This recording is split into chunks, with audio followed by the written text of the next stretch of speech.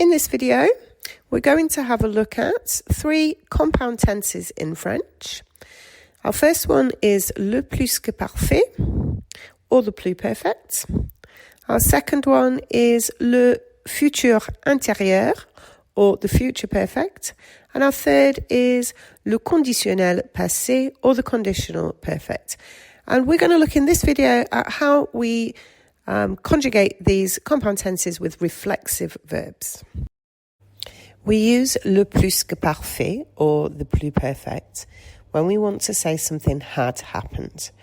When we want to describe an event that had happened earlier to a past event.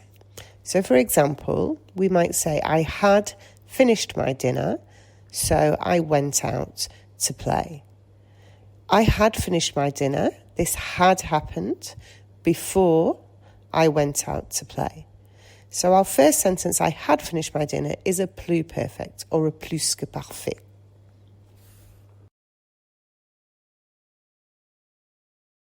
Quick reminder that with compound tenses, we have 2 parts to them. Part 1 is our auxiliary verb, or our helping verb, and part 2 is our past participle. But we're looking with reflexive verbs, so we need an added part into our compound tense, and that is our reflexive pronoun. So a reminder that reflexive verbs are verbs that we do to ourselves. Verbs like se lever, s'amuser, se promener, se demander, s'endormir, se faire, se sentir, se marier. And they all have this extra reflexive pronoun, the se in the infinitive. The se meaning oneself in this case. But we have reflexive pronouns that go with all of our subjects. So je will always have me. The me is myself. Tu, te, yourself. Il, elle, on, se. So the se is himself, herself, or oneself. Nous, the nous is ourself. Vous, yourself. And il and elle, se, themselves. And those reflexive pronouns will always be the same, whatever tense we're using. In this case, we are going to need an auxiliary verb and a past participle of the verb. If we have a look at how we conjugate compound tenses, remember we need an auxiliary verb and a past participle. In this case, for the plus-que-parfait, we're going to need to use the imperfect tense of the auxiliary, and we're going to use être because reflexive verbs always take être as their auxiliary verb. But what we need is the extra reflexive pronoun in there before the auxiliary verb. So, je m'étais, tu t'étais, il, elle, on s'était, nous étions, vous étiez, il and elle s'étaient. And that's going to be followed by the past participle of the verb, amuser, lever, promener, etc. And not forgetting that we need to have an agreement because they are all verbs that take être. So just like our Dr. and Mrs. Van der Tramp's verbs when we were forming the compound tenses with non-reflexive verbs, we still need to add es and s's where appropriate. If we have a look at the example, he had been for a walk. Our infinitive is se promener. So we need il and the reflexive pronoun se and the auxiliary verb était. So il s'était is the he had, and then the past participle promener. Il s'était promené. He had been for a walk. Likewise, if we want to say she had been for a walk, it would be elle s'était promenée. But this time, because it's she, we also need to add that extra e as an agreement.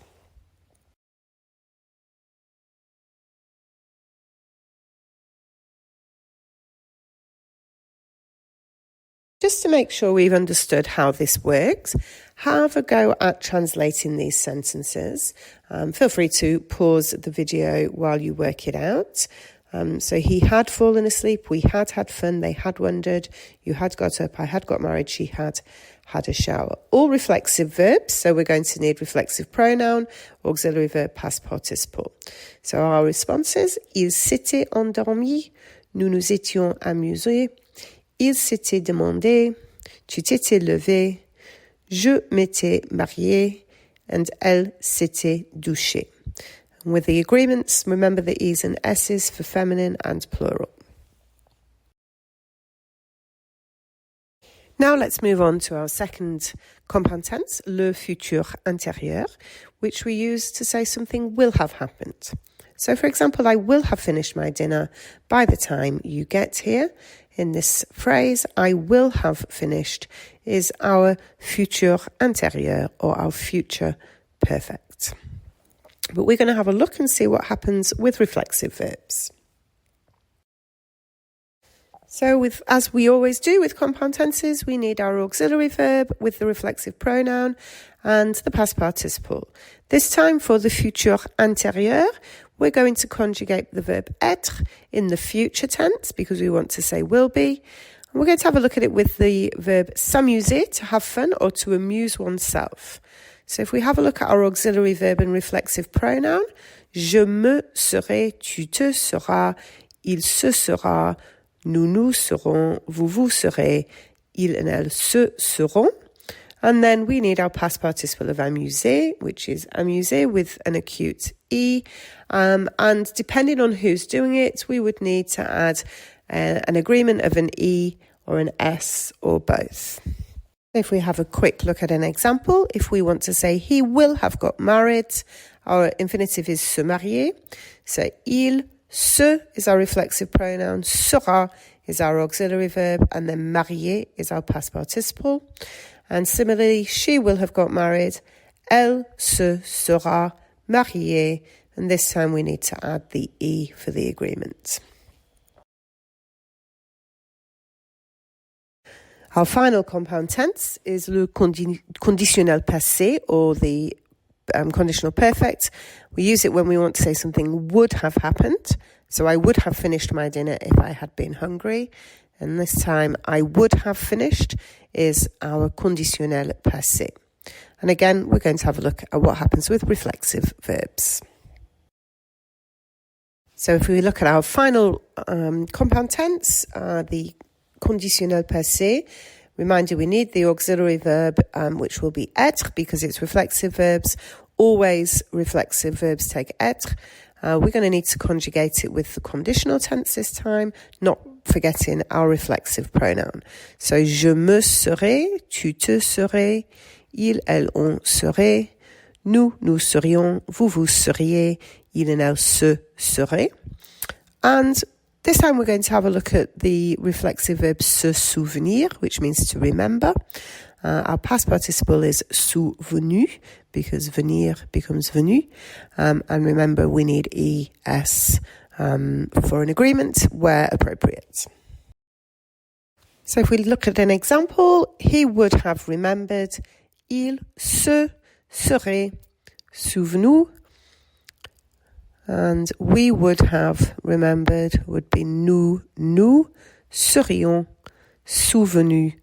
And we need to have an agreement which would definitely need an S, possibly an E if the nous is all female. And that's the end of our video on how to form compound tenses with reflexive verbs. I hope it all made sense and you can go and have a practice now.